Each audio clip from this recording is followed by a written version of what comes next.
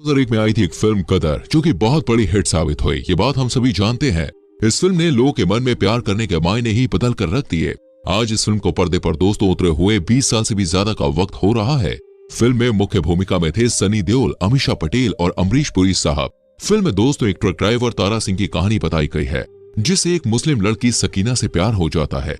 भारत पाकिस्तान बंटवारे और उसी दौरान हुए हिंदू मुस्लिम दंगे से इस प्रेम कहानी के सबसे बड़े विलन थे। लेकिन दोस्तों इन सब को पीछे छोड़कर तारा सिंह अपने प्यार के लिए लड़ता है और उसी प्यार के लिए पाकिस्तान पहुंच जाता है। अब इस फिल्म को देखने वाले ज्यादा लोगों को ऐसा लगता है कि यह फिल्म किसी काल्पनिक घटना पर आधारित है, पर शायद ही दोस्तों किसी को यह मालूम होगा कि इस फिल्म की कहानी बूटा सिंह नाम के व्यक्ति की असली जिंदगी से काफी ज्यादा प्रेरित है। तो आइए दोस्तों आज की वीडियो में हमारे रियल तारा सिंह यानी कि बूटा सिंह की जिंदगी और उनकी अमर प्रेम कथा के बारे में जानते हैं। दोस्तों बूटा सिंह की कहानी की शुरुआत होती है आजादी के पहले वाले भारत में, जब भारत पाकिस्तान एक था और पाकिस्तान नाम का कोई भी शब्द नहीं हुआ करता था। उस वक्त बूटा सिंह ब्रिटिश आर्मी में सोल्जर के तौर पर काम किया करते थे। दूसरे विश्व युद्ध के दौरान वो बर्मा यानी कि आज के म्यांमार में तैनात थे और वहीं अपनी सर्विस देते थे। हालांकि दोस्तों असल मायनों में यह पूर्व पंजाब के लुधियाना जिले के निवासी थे, जो इस वक्त भारत का हिस्सा है। जब दूसरा विश्व युद्ध खत्म हुआ तो उसके साथ साथ भारत को भी अंग्रेजों के चंगुल से निकलने का मौका मिला। अंग्रेज पहले ही देश की आधी से ज्यादा संपत्ति को लूटकर जा चुके थे। जो बची कुची चीज थी वो थी हमारी एकता और आत्मबल। लेकिन दोस्तों उसे भी अंग्रेजों ने तोड़ने में कोई भी कसर नहीं छोड़ी और भारत को दो हिस्सों में बांटने की रणनीति बहुत पहले ही बना ली थी। पहले अंग्रेजों ने दोस्तों भारत के दिमाग में जातिवाद जैसी चीजों को डाला और उसी जातिवाद की चिंगारी ने ऐसी आग पकड़ी कि देश दो हिस्सों में बट गया, जिसमें से एक हिस्सा था भारत तो दूसरा हिस्सा था पाकिस्तान। यह बात केवल दो मुल्कों के अलग होने की नहीं थी दोस्तों, बल्कि दो जाति समुदायों के अलग होने की भी थी, जिसकी वजह से हिंदू मुस्लिम दंगे बहुत ही तेजी से बढ़ने लगे। लोग समझदारी और अहिंसा से काम लेने के बजाय आक्रामक और हिंसक हो गए। पाकिस्तान में रहने वाले गैर मुसलमानों को वहां मारा काटा जा रहा था। पाकिस्तान के इस रवैये के बारे में सुनने के बाद भारत के लोग शांत बैठने वालों में नहीं थे। उन्होंने भी मुसलमानों को अपने देश से निकालने के लिए एड़ी चोटी का बल लगा दिया, जिसकी वजह से हिंदू मुस्लिमों में दंगे हद से भी ज्यादा बढ़ने लगे। ज्यादातर पंजाब वाले एरिया में आतंक फैल रहा था। भारत में भी मुसलमानों की हत्याएं हो रही थी और पाकिस्तान में गैर मुसलमानों को बेमौत मारा जा रहा था। बंटवारे के बाद का मंजर बहुत ही ज्यादा खौफनाक था। रेलवे स्टेशन के चारों तरफ लाशें बिछी हुई थी। कोई दर्द से करहा रहा होता था तो कोई अपनों के बिछड़ जाने का गम मना रहा होता था। कितने लोगों ने दोस्तों बंटवारे में अपना परिवार खोया, इसकी आज भी कोई गिनती नहीं है। उसी समय जैनब नाम की एक मुस्लिम लड़की अपने परिवार से बिछड़ गई थी। वो भटकते भटकते बूटा सिंह के गांव आ गई थी, जहां कुछ लोग मिलकर इस लड़की का बलात्कार और उसकी हत्या करना चाहते थे। लेकिन बूटा सिंह को दोस्तों इस लड़की के बारे में कहीं से पता चला, जिसके बाद उन्होंने इसकी जान बचाई और कुछ टाइम तक दोनों साथ रहने लगे। साथ रहने के बाद दोनों को एक दूसरे से प्यार हो गया और दोनों ने शादी भी कर ली। बूटा सिंह और जैनब की जल्द ही दो बेटियां हुई, जिनका नाम इन लोगों ने तनवीर और दिलवीर कौर रखा। भारत पाकिस्तान के विभाजन के लगभग एक दशक बाद भारत और पाकिस्तानी सरकारों ने विभाजन के समय अपने परिवारों से बिछड़ गई महिलाओं को वापस करने का फैसला किया, जो बॉर्डर के उस पार अपने परिवार से अलग रहती थी और अपनी जिंदगी बिता रही थी। अब ये फैसला कुछ महिलाओं के लिए किसी चमत्कार से कम नहीं था, जिन्हें अपने परिवार से अलग रहकर बहुत सारी मुश्किलें झेलनी पड़ रही थी। तो वहीं दूसरी तरफ भारत में अपने परिवार से बिछड़ चुकी जैनब के लिए ये मुश्किल की घड़ी थी, क्योंकि जैनब अपने पति बूटा सिंह और अपनी दोनों बेटियों से बहुत प्यार करती थी और उनसे वो अलग नहीं होना चाहती थी। लेकिन फिर भी सरकार ने जैनब को उसकी छोटी बेटी दिलवीर के साथ उठाकर पाकिस्तान पहुंचा दिया।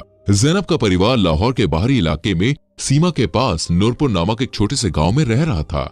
यहीं से जैनब को स्वदेश यानी कि पाकिस्तान लाया गया था। बूटा सिंह के लिए टाइम काफी ज्यादा कठिन था। अपनी बड़ी बेटी को अपने साथ लेकर बूटा सिंह दिल्ली गए, जहां उन्होंने अधिकारियों से अपील करके अपनी पत्नी और बच्चे को वापस लाने की तमाम कोशिशें करी। लेकिन सब कुछ करने के बाद जब वो असफल रहे तो उनके सामने कोई दूसरा रास्ता नहीं था और अंत में उन्हें अपना धर्म परिवर्तन कर इस्लाम धर्म को अपनाना पड़ा, ताकि वो अपनी बच्ची और बीवी के साथ आगे की जिंदगी बिता सके। और धर्म परिवर्तन कराने के बाद बूटा सिंह जमील अहमद बन गए और अवैध रूप से सीमा पार कर वो नूरपुर पहुंच गए। वहां पहुंचने के बाद बूटा सिंह ने अपनी पत्नी और अपनी बच्ची से मिलने की तमाम कोशिशें करी, लेकिन जैनब के परिवार वालों ने उन्हें पकड़ लिया, उनके साथ मारपीट की और अधूरी हालत में राज्य सरकार को सौंप दिया।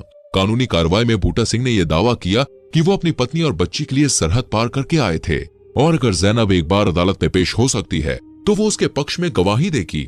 बूटा सिंह की बात सुनने के बाद लाहौर हाई कोर्ट ने जैनब को बुलाया था इस पूरे मामले ने लोगों का ध्यान अपनी ओर खींचना शुरू कर दिया था, क्योंकि सब कुछ ज़ैनब के बयान पर ही टिका हुआ था। वो जो कुछ भी कहने वाली थी उसे सुनने के लिए हर कोई बेताब था। ज़ैनब अपने परिवार के सदस्यों से घिरी हुई थी और बुर्का पहनकर हाई कोर्ट पहुंची। अदालत पहुंचने के बाद ज़ैनब ने जो कहा उसे सुनकर हर कोई हैरान रह गया, क्योंकि वहां पर उसने न केवल बूटा सिंह के पास जाने से इनकार किया, बल्कि उसने अदालत से दरख्वास्त करी कि उसकी छोटी बेटी जो कि ज़ैनब के साथ रह रही थी उसे भी बूटा सिंह को सौंप दिया जाए। मतलब वो अपनी छोटी बेटी को भी अपने साथ नहीं रखना चाहती थी।